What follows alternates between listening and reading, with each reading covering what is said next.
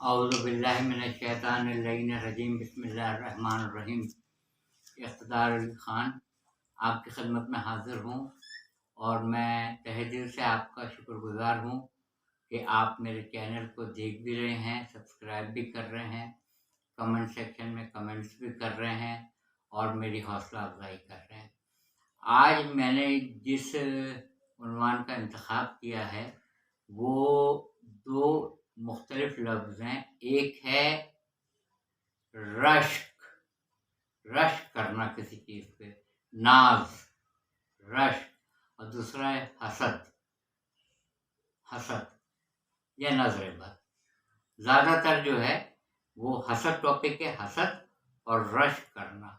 حسد کہاں منع ہے اور رشک کہاں جائز ہے، اور کمنٹ سیکشن میں کمنٹس کیجیے گا اور بتائیے گا کہ یہ کلپ آپ کو کیسی لگی۔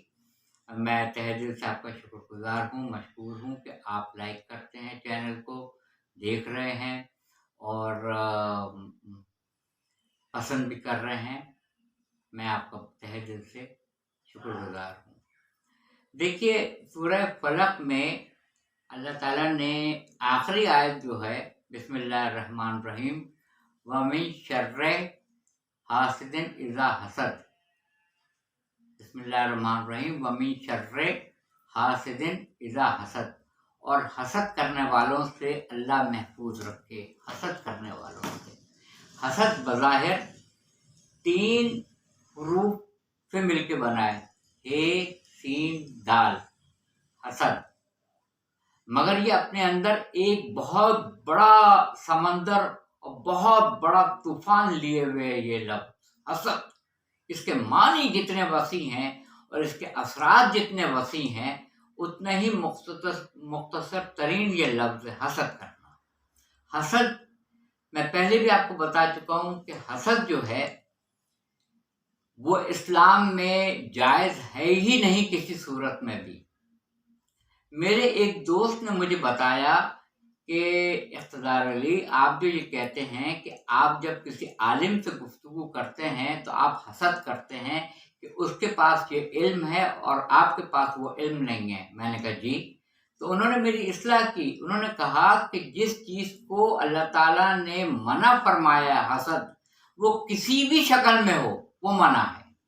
یعنی اگر میں کسی پی ایچ ڈی سے ملوں، کسی میں سرجن سے ملوں، کسی میں انجینئر سے ملوں، کسی چارٹرڈ اکاؤنٹنٹ سے ملوں، کسی اعلیٰ پڑھے لکھے کوالیفائڈ آدمی سے ملوں اور میں کہوں کہ میں تو طفل مکتب ہوں، میں نے تو صرف بی ایس سی کیا ہے، گریجویٹ ہوں، میں نے اتنی اعلیٰ تعلیم نہیں لی ہے، میں آپ سے حسد کرتا ہوں، تو میری اصلاح فرمائی انہوں نے کہا کہ پازیٹیو سینس میں بھی حسد منع ہے، نیگیٹو سینس میں تو منع ہے ہی ہے کہ اس کے پاس یہ مکان ہے میرے پاس نہیں ہے، اس کے پاس یہ گاڑی ہے میرے پاس نہیں ہے، اس کے پاس یہ بینک بیلنس ہے میرے پاس نہیں ہے، وہ طویل القامت ہے، خوبصورت ہے، دیکھنے میں وجیح معلوم ہوتا ہے، آپ 3 فٹ کے ہیں، آپ کے پاس یہ نہیں ہے، آپ کے پاس وہ نہیں۔ پازیٹیو انداز میں بھی حسد منع ہے، اس کے پاس یہ علم ہے میرے پاس نہیں ہے۔ نیگیٹو انداز میں بھی منع ہے کہ اس کا جاؤ حشم اتنا زیادہ ہے میرے پاس نہیں ہے۔ کسی بھی صورت میں حسد کرنے والوں کو اللہ نے پسند نہیں کیا ہے۔ اسی لیے اس 5ویں آیت میں یہی ہے، اللہ حسد کرنے والوں کے حسد سے محفوظ رکھے۔ حسد وہ چیز ہے جو انسان کو قبر میں اور اونٹ کو دیگ میں پہنچا دے، اتنی بری چیز ہے حسد۔ اور اس کے مقابل میں رشک کرنا، قرآن مجید میں آیت موجود ہے کہ یہ وہ کتاب ہے جس سے انسان ہدایت بھی پاتا ہے اور جس سے انسان گمراہ بھی ہو جاتا ہے۔ اسی کتاب سے آگے چل کے پروردگار عالم ارشاد فرماتا ہے قرآن مجید میں کہ گمراہ وہ لوگ ہوتے ہیں قرآن مجید پڑھ کے جو متشابہ آیات کی پیروی کرتے ہیں۔ متشابہ جن کا 2 یا 2 سے زیادہ مطلب نکلتا ہو، 2 مطالب یا 2 مطالب سے زیادہ مطلب جن کے نکلتے ہوں، وہ ان کی پیروی کرتے ہیں۔ جو متشابہ آیات کی پیروی کرتے ہیں، جیسے اس شجر ممنوع کی طرف نہیں جائیے گا، جیسے کہ حضرت یونس علیہ السلام مچھلی کے پیٹ میں چلے گئے تھے ترکے والا کر کے، جیسے کہ یہ ہے کہ ہم نے 2 دریا آپس میں ملائے جس سے موتی اور مونگے نکلتے ہیں، جیسے کہ ایک شجر طیبہ ہے جس کو زیتون کا تیل فراہم ہو رہا ہے جو نہ شرقی ہے نہ غربی ہے۔ اللہ کے نور کی مثال ایسی مثال ہے جیسے تاک میں رکھا ہوا ایک چراغ اور جس کو قندیل نے گھیر رکھا ہے، جس کی لو سے اور بڑھ جاتی ہے روشنی، جیسے کوکب درری، جیسے کوکب درری ایک روشن ستارہ کوکب درری، اور وہ جو نہ شرقی ہے نہ غربی ہے، جس کو زیتون کا تیل فراہم جس کو ہوتا ہے سورہ نور میں، جس کو آگ نے چھوا تک نہیں ہے۔ دنیا کا کوئی چراغ ایسا نہیں ہے جس کو جب تک کہ آپ آگ نہ دکھائیں اور وہ چراغ روشن نہ ہو، مگر یہ وہ طیب و طاہر چراغ ہے جس کو نہ شرقی ہے نہ غربی ہے، جس کو آگ نے چھوا نہیں ہے اور جس کو زیتون کا تیل فراہم ہو رہا ہے۔ تو جو متشابہ آیات کی پیروی کرتے ہیں، اللہ تعالیٰ نے ارشاد فرمایا ہے وہ گمراہ ہو جاتے ہیں۔ متشابہ آیات کی پیروی کرنا اور ان کے مطالب اپنے شعور سے عکس کر لینا کہ اس کا یہ مطلب ہے، اس کا یہ مطلب ہے، اس کا یہ مطلب ہے۔ میں ایک آیت بتا کے آگے بڑھ جاتا ہوں۔ بسم اللہ الرحمن الرحیم، سورہ یاسین کی 12ویں آیت ہے، کل شیء احصیناہ فی امام مبین۔ امام مبین کو متعدد لوگوں نے کہا ہے کہ یہ قرآن مجید سے متعلق آیت ہے۔ یہاں امام مبین سے مراد، امام سے مراد پیشوا، رہنما، مبین سے مراد روشن اور واضح امام یہ قرآن مجید۔ اور بعض نے یہ مطلب نکالا ہے کہ 12 ائمہ جو اثنا عشری کے ہیں ان سے مراد ہے یہ 12ویں آیت، بسم اللہ الرحمن الرحیم، کل شیء احصیناہ فی امام مبین۔ تو اب جو متشابہ آیات کی پیروی کرے گا وہ گمراہ ہو جائے گا۔ اسی سے ہدایت لوگ پاتے ہیں قرآن مجید سے، اور اسی سے گمراہ ہو جاتے ہیں۔ دیکھیے سب سے بڑی بات یہ ہے کہ ایک صراط مستقیم ہے جس میں سارے انبیاء، سارے نبی، سارے اور اولو العزم انبیاء، خاتم النبیین صلی اللہ علیہ وسلم، جس میں اہل بیت اطہار، جس میں صحابہ کرام رضوان اللہ تعالی اجمعین، اولیاء اللہ، تابعین، تبع تابعین، تمام متقی بندے جس کے اوپر بیٹھے ہوئے ہیں، اور ابلیس بھی اسی پہ بیٹھا ہوا ہے صراط مستقیم پر۔ اس نے جاتے جاتے یہی تو کہا تھا، اس نے صرف یہ نہیں کہا تھا کہ میں تیرے بندوں کو گمراہ کروں گا، مگر ان کو نہیں جو متقی و پرہیزگار ہوں گے، جو ایمان میں راسخ ہوں گے، ان کو گمراہ نہیں کر سکوں گا۔ اتنا تو وہ بھی جانتا تھا غیب، مگر اس نے کہا تھا میں صراط مستقیم پر بیٹھ جاؤں گا اور آگے سے، پیچھے سے، دائیں سے، بائیں سے تیرے بندوں کو گمراہ کروں گا۔ اتنا تو ابلیس بھی جانتا تھا کہ صراط مستقیم کسے کہتے ہیں اور کہاں پر ہے۔ ابلیس کو کس چیز نے گمراہ کیا تھا؟ یہ بہت بڑا اہم نقطہ ہے جس پر میں گفتگو کو تمام کروں گا۔ جب اللہ نے کہا ملائکہ سے کہ جب میں روح ڈال دوں تو تم سب سجدے میں گر جانا، سب سجدے میں گر گئے الا ابلیس۔ ابلیس نے اپنے زمانے کے حجت خدا کو نہیں مانا تھا۔ اس وقت کا جو حجت خدا جو قرار پائی جو شخصیت، وہ حضرت آدم علیہ السلام، جس کو حجت بنا کے، خلیفہ بنا کے زمین پہ بھیجنا تھا پروردگار عالم کو۔ ابلیس نے اپنے وقت کی حجت خدا کو نہیں مانا، یعنی حضرت آدم علیہ السلام کو، اس لیے وہ شیطان رجیم قرار پایا، اور اس کو اللہ تعالیٰ نے ساری اس کی عبادتوں کو حبط کر لیا، یعنی گویا اس نے کہیں پر سجدہ کیا ہی نہیں۔ اللہ تعالیٰ کے حکم کو سجدہ ہو رہا تھا، سجدہ آدم علیہ السلام کی ذات کو نہیں ہو رہا تھا۔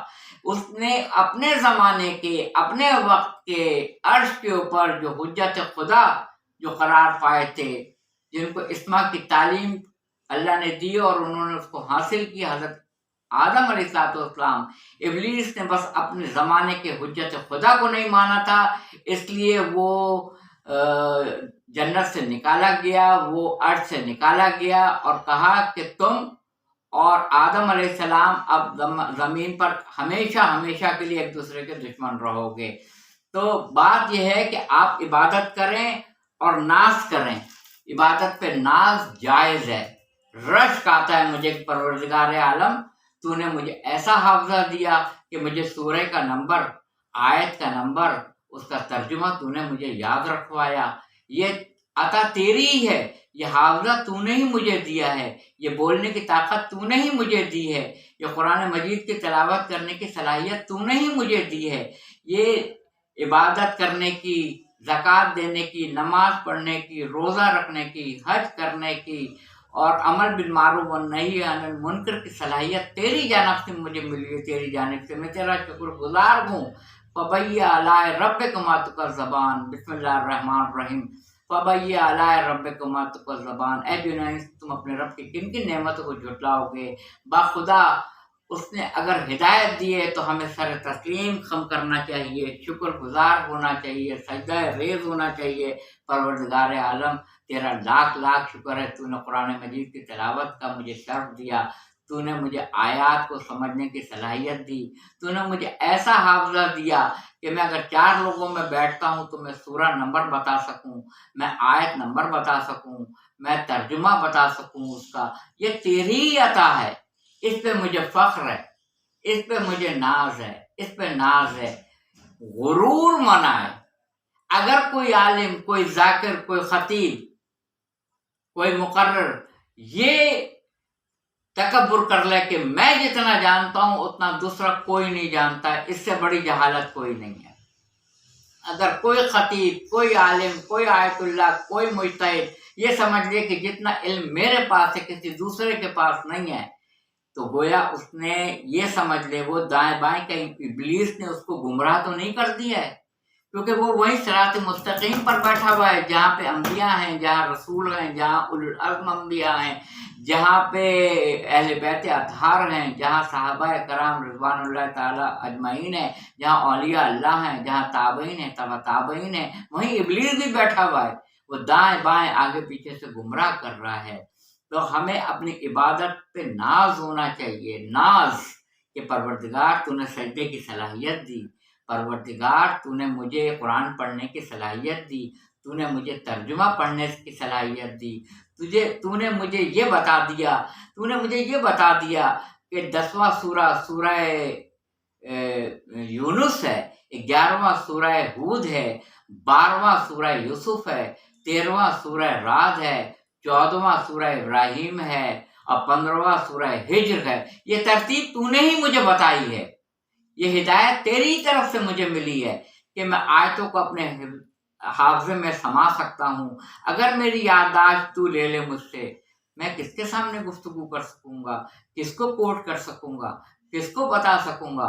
मैं तकब्बुर नहीं करता, तकब्बुर जिस दिन मैंने किया ये सलाहियत परवरदिगार मुझसे ले लेगा। मैं नाश करता हूँ, मैं रश करता हूँ। तूने मुझे इतनी नेमतें दी हुई हैं जिसका मैं अहल नहीं हूँ। तूने मुझे इतना बड़ा घर दिया है जिसका मैं अहल नहीं हूँ। तूने मुझे गाड़ी दी, तूने मुझे पैसा दिया जिसका मैं अहल नहीं हूँ। तूने 4 लोगों में मेरी इज्जत को बरकरार रखा जिसका मैं अहल नहीं हूँ। तूने मुझे शिफाए कामला दी, तूने मेरे मरीजों को, मेरे अजीजों को जो बीमार थे जिनको शिफाए कामला दी, मेरे बच्चों को आला तालीम दी, मुझे 4 लोगों में इज्जत बख्शी। मोहम्मद व आले मोहम्मद के दर के तवस्सुल से मैं तेरा शुक्रगुजार हूँ। इस पर रश कर सकता हूँ, रश, तकब्बुर नहीं। और हसद की तो गुंजाइश ही नहीं है, चाहे वो मुस्बत अंदाज में आप किसी से हसद करें या मनफी अंदाज में किसी से हसद करें। वाक़िर दावाना अल्हम्दुलिल्लाह रब्बिल आलमीन। आप मुझे देख के बताइएगा ये क्लिप पूरी और कमेंट सेक्शन में कि ये आपको कैसी लगी उन्वान के तहत, और मेरा बयान करने का अंदाज़ आपको कैसा लगा। मेरे चैनल को हो सके तो आप लोग जिस तरह सब्सक्राइब कर रहे हैं, मैं तहे दिल से आपका शुक्रगुजार हूँ, ममनून हूँ। जज़ाकल्लाह। वाक़िर दावाना अल्हम्दुलिल्लाह रब्बिल आलमीन।